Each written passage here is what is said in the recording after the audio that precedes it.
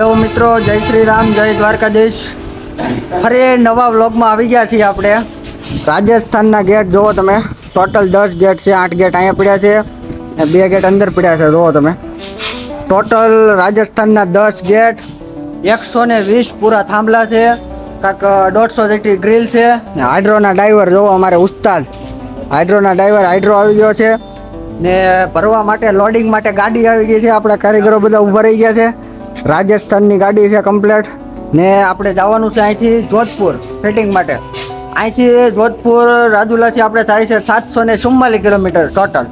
Gate ભરાઈ જાય એટલે આપણે નીકળી જવાનું છે. બાકી બીજે મળીએ બીજા વ્લોગમાં. ત્યાં જઈને મળીએ આપણે. ત્યાં જઈને વ્લોગ ફૂલ બનાવવાના છે ને ઉપાધિ કંઈ કરતા નહીં. વ્લોગ ટાઈમ ટુ ટાઈમ હવે આવી જાય.